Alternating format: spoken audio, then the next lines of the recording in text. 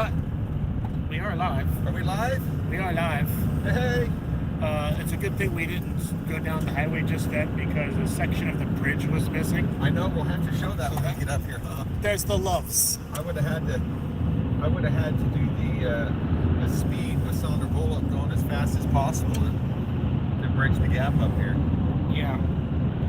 So I can't hold my arm up like this forever, but if I can figure out how to do live horizontal or set the phone somewhere so it won't fall down, we can both be in this and do live till my battery dies.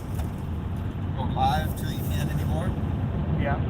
So, all right. So what I was talking about yesterday, first of all, do you have any trailering tips? Do I have any trailering tips? Yes, and I have questions. I'd say tip number one is understand how to balance your load, because that makes all the difference in your drive time. Okay. Later. Number one. Number two, if you've never pulled a trailer before, you better do some practicing in the parking lot on how it follows you so you don't beat up any curbs and you don't ruin any tires. Yeah. Here comes that missing bridge section. Oh yeah. Check this out. Well, I'll flip the camera around when we get a little closer, but there's like a whole section that's like just gone. I see why it's closed now. Yeah. Yeah. Don't go around cones, folks, because it could be That would have left a mark. disastrous situation. So weight distribution. You want a little bit of tongue weight. You want a little bit of tongue weight, but don't get carried away because you get too heavy in the tongue and it takes too much weight off the front end of your vehicle and you'll get squirrely. A perfectly loaded trailer would have an equal amount of weight distributed over the axle or axles. But the reason that people put tongue weight in front of the axles just slightly is so that you have that safe zone. Correct. And I feel like I'll go even further and say if you hit a bump and if your truck is going up and down, that shifts the weight up to the front and rear of your axles. And if the weight momentarily shifts to behind your axles, then you start to fishtail, you get an accident. There's some great YouTube videos with some model cars using a treadmill that really show the difference on weight distribution. That was a neat little video. I remember watching that. Yeah. So I have a question. Do you grease your ball hitch or anything like that? I used to, and it turned into being such a big mess, I stopped doing it. So no, I run them dry, and I try to keep them clean though. It does help. Yeah. So as far as wear and tear goes, like you'd more be worried about the trailer edge than the actual hitch ball. Right? Correct. Yeah, the hitch is going to take a little more wear than the ball because it's stamped metal versus a nice piece of solid ball. So in your opinion, leave it dry, but do your general maintenance, which means like, you know, when you go grease your hubs, just gotta look up in there and see if you make sure you're not wearing a hole through the top of your trailer. Well, sure. Now, and again, that's just my opinion. Now, if I was towing full time and I was connected full time, I probably would lubricate that just for that reason. But on again, off again, on again, off again. Yeah. I don't because it's a big mess. Okay. I'm sure there's purists that would argue with that, but that's how the country boy does it. And I've thought about that. I know like the fifth wheel, you can grease a fifth wheel. But like trailer balls, that's a big plate. I've seen trailer hitches where it has a hole in the top. Right. And it's about to be where it's like a, you know, pintle hitch. Yeah. Well, I mean, there's a fine line between greasing your balls and leaving them dry, and what kind of wear there is on the hitch. That's a whole other conversation. That's a whole different conversation. We knew it was out there. I just had to throw it out there. Hygiene, people. We have 5 viewers on right now. So say good morning to all the black and blue. Good morning. Good morning, black and blue Isuzu Amigo fans. We have got the beast behind us. Yep. Can't really see it. There's a bunch of stuff in the way, but we're about an hour into our trip. We're gonna drive probably 18 hours today. Yep. We're gonna take shifts. and then I jumped on Airbnb last night and found a barn, a literal barn, Yeah. to sleep in tonight. cool So is that? that should be cool. And if the lady lets us film there, well, I'll show you all about that. Like the inside is done up like a really nice cabin house, like a loft area. It's like incognito because you can't tell that it's a VRBO because it's an old barn. Yeah, from looks of it, and like in the pictures, it's like an old barn. Yeah. Yeah. So Barn in the sticks in Texas. that should be pretty fun. Although we're probably going to be too tired to enjoy it. Showing up in that town in Texas about 11 p.m. So we have get to. coffee. Bob loves We have Red Bull. the coffees and energy drinks. Life is good. And the sunrise, the beautiful, beautiful sunrise. But We get to stare at the sun for the next 10 hours. I oppose the idea because I don't want to look at the sun. But that's all right. We've got the trailer, took the trailer up to 70 miles an hour, and there hasn't been any fishtailing and anything like that going on. So that was a great conflict. The reader board back there said slow down, speed limit 55, and literally right next to the sign was a speed limit that said 75. So what do you think? I think if we pulled over, we could pretend we didn't see the one that said 55. Well, I'm seeing the third set of gumball machines here. I think they've got this set up as a speed trap. So I'm going to drop it down to about 63 and we'll split the difference. Okay. Because I don't see any indications of construction. I'll keep my eyes open, but honestly, if we get pulled over, they probably just want to check out the car. Yeah, because it's so darn cool. I've had that happen before. Yeah. Yep. So I can't say I have. trailering, obviously, you check your tires, check your.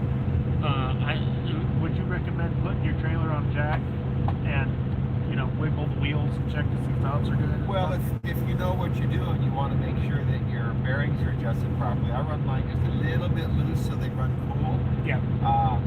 But if you don't know what you're doing with it, you don't know what you're checking, how much is loose and how much is tight. What I say is show me a couple of that stuff later. Yeah, run down the road about 10 miles, then pull over and touch the hubs. If the hubs are too hot to touch, your bearings are too tight. If your hubs are warm, that's okay. And if they're cold, that's okay. But if they're too hot, your bearings are too tight, you're going to burn them up. That makes sense. So that's all I got. Yeah. So I wanted to bring up something that I've been thinking about as far as like belly height and wheelbase. Oh, I'm glad you threw in wheelbase. I thought you were talking about my belly. Yeah, I have a lot of belly height, but so I think that you should have a ratio of belly height to wheelbase of 1 to 6 ratio. 1 to 6. So, and that's like the sweet spot. So like an 18-inch belly height should be whatever 18 times 6 is wheelbase. Yeah. So we're at 104 inches on the Amigo. Okay. With an 18-inch wheelbase or 18-inch belly height. Okay. Which puts us at like a 5.44 ratio or something like that. Okay. Or 1 to 5.54. And you think it should be 1 to 6? Yeah, I think 1 to 6 is like right in there in the sweet spot. Yeah. I guess it depends a little bit on what your top weight is too. If you're top heavy, if you've got a real large heavy body or roll cage or roof rack, that's fair. Is that going to change that a little bit in terms of what your finding would be? Oh, here now I'm starting to see construction signs. So that's fair. And we could get into like center of gravity and weight distribution up top and on bottom of your vehicle.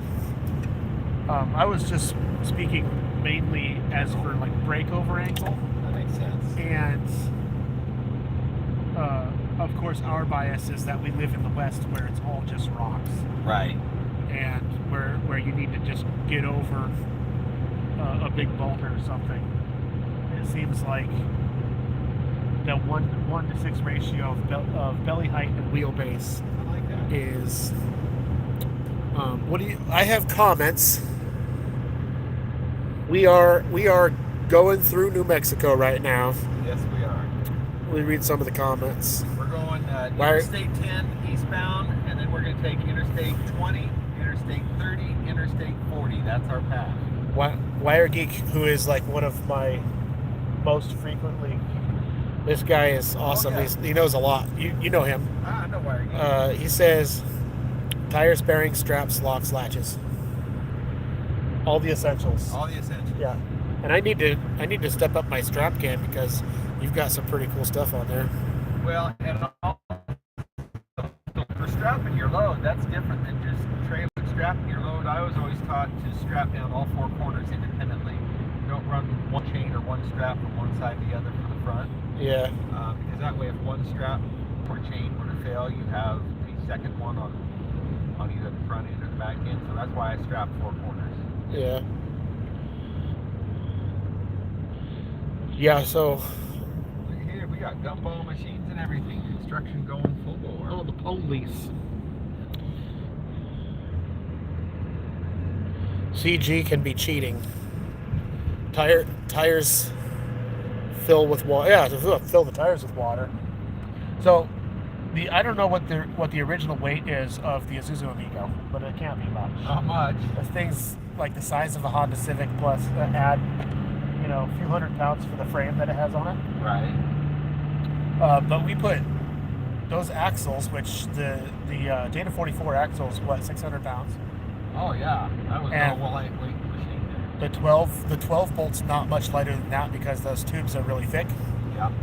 Plus we've added big steel rim or wide steel rims and 35 by 12.5 tires. So right. So I believe personally by adding a ton of weight down low in tires and axles, and I measured out the cage, and I think the cage weighs around 120 pounds. I think. Not bad. And my math might be off with that. We used 2.5 sticks of 1.5 DOM by 8th wall. If that tells you anything, but those I don't know. I guess they're about 60 pounds each. About, yeah, for 20. So 120 pounds, give or take. Yeah. So this thing is hopefully super light. It's got a little four banger, 2.6 4-cylinder engine. It's got an adorable little 5-speed transmission has a combo, like the cutest little samurai size transfer case. Yeah. And it's going to be hard to roll this over, but if it does, it'll be really easy to flip it back over. That's right. Well, and don't forget, we also, speaking of center of gravity, we dropped those seats probably a good 4 inches to get them right down on the floor pan. And I weigh 305 pounds, so if you can lower my center of gravity, you're doing something. We got stabilization. Got a big long train heading to Arizona over here. Yep. Look at all them containers. Speaking of hauling, Yeah. Wish we could throw the Amigo on a car that's heading that way. And but where would the fun be in that? And we could hobo ride the train. Oh, okay, that's true. That's true. Pick one of the Connexes right there. Start singing trailer for sale or rent. But yeah, I thought we could jump on here and do a little live sesh. And well, we'll have to especially do that later in the day when we start getting tired and rummy. Then we can talk to people online. You can keep us awake. How's that sound? And I can read comments for you, and if you do one on yours, we've got almost 50 horsepower. I forget, maybe it was Wire Geek, but somebody was joking with me. No, it was Counterproductive Productions. Yeah. And I got on the phone with him, and we were joking back and forth about we have the last running Isuzu engine outside of a generator. Because the industrial level Isuzu engines are like beast. Well, I gotta say though, this little 2.6, according to the odometer, there's 207,000 miles on it, and if it's the original engine to the Amigo, it runs out pretty well. I'm sure it is. Yeah. Yeah. Don't notice any smoke. We've got a little bit of a dust abatement opportunity with that oil drip, but that's just to ensure we've got good. We cycle the oil through so it doesn't get. When the drip stops, you put more oil in. That's right. Yeah, so the engine has been running fine. I've done a few laps now on a little obstacle course in my backyard, and it did really good. And it also did good at tabletop up there by Yep. my gun range. Yep. My gun range. And Yes, it's the. And the only issue we had was a battery terminal coming off, I know that wire. I think I'd have crawled that rock if it hadn't have died. which is it's fixed now. So I think it would have crawled that big ledge I bumped up against. there'll be rocks. We're gonna find some rocks up there in the woods up by you, Matt. Yeah, Matt, you're gonna find us some obstacles, I'm sure. And when we find them, We shall conquer. I'm gonna crawl on them. I'm gonna drive on them. It should be lots and lots of fun. We're gonna leave black rubber marks. So, bit of construction. I think I looked it up last night, and there are 2 major construction areas, which is not slowing the traffic down too much, so it shouldn't set us back. But today we're gonna drive like 18 hours, and that way our second day we only have to do like 8 or 10 hours. Yeah. Yeah, I think we're going up. I think we go up through like Plano, Texas, then up through Dallas. We're going to go up to Memphis, Tennessee. So again, if you're tracking this, we're on Interstate 10 now, and all we have to remember is when we see the junction for Interstate 20, we'll head that, and then 30 and 40 as it takes us further north, all the way to Tennessee. So track along with us, and if you're along for the ride, maybe we can connect for a cup of coffee and a photo op. Yeah. Might even know somebody that's got some t-shirts that's got the Beast Wars yeah. logo on there. Bob made these sick t-shirts. baby. It's got a small pocket logo with our version of the Beast Wars thing with the Amigo on it, and then a larger one on the back. Help us fund the trek. If we deliver it in person, they're $25. Yeah, he managed to salvage a parachute so that he could make my shirt, and then he made like I had a bunch of extra shirts that I was going to use, and I gave it to him, so he's got like 30 shirts. So I give half away to like the other folks that are showing up to this thing, but we'll have extra shirts if you want to buy one. Reach out to Bob on Party Shop Shenanigans. That's right. Party Shop Shenanigans. Or just And he'll set that up. Just and send you just a go shirt. straight to PayPal or Venmo at Party Solutions. And Just open up your wallet and send a copious amount of cash Right. at Party Solutions, Venmo or PayPal. Help Thomas pay for this fuel. And if well, maybe some fuel, but if we get enough people to buy shirts, then I'll eat today. Yeah, exactly. To go like First we feed Patch, the truck, then we feed us. So. buy a shirt from Bob, run me through a McDonald's drive-thru. Macy gets coffee, I get McDonald's. There you go. Or even better, we'll go to Domino's tonight. Gives a new meaning to living large. There's no Domino's. No Domino's. The Noid will crush it anyway. If the one Airbnb in the town you're staying in is a barn, there's probably not a whole lot of fast food joints there. I would imagine not. Especially at 11 o'clock at night. Yeah. But we've got loves and pilots all along the way, and we get a little bit of a fuel discount. So yeah, it's gonna be a fun trip. It's going to be an awesome trip. Now, if I was a healthier man and Bob was a younger man, we could probably afford to just do the long haul and take shifts sleeping in the passenger seat. But You know, last year I broke myself that when I moved from Oregon down to Arizona.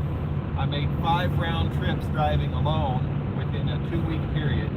24 hours one way, load up the trailer, 24 hours back, unload the trailer, 24 hours up.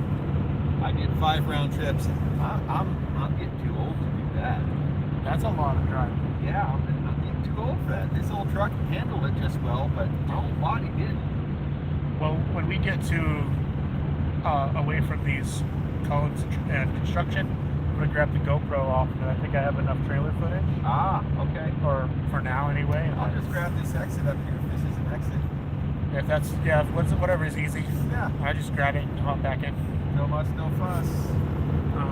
Yeah, so anything else you want to add? Like, I don't think I want to run this too long, my battery and my arm is I tired. would say, hey, for those of you that joined us, thank you. For those of you that are watching this later on Memorex, thank you. Support Black and Blue Garage, RD Shop Shenanigans, and our third amigo, Caleb, with Project XJ. He's flying out to meet us, and then he'll be driving back while I fly back. So Lucky. thank you for your support, and go out and make somebody smile today because you both deserve it. Yeah. If we see anything interesting on the road, or just getting kind of bored, we'll do another live or 3. We're gonna be doing this for 2 days, so stay tuned. Thanks for watching, and we'll see you in the next live or the next video for sure. Absolutely. All right. See you later, boys. Now we got to do the awkward thing where we fumble the phone around and figure out how to shut the thing off. And I'll start singing Happy Trails to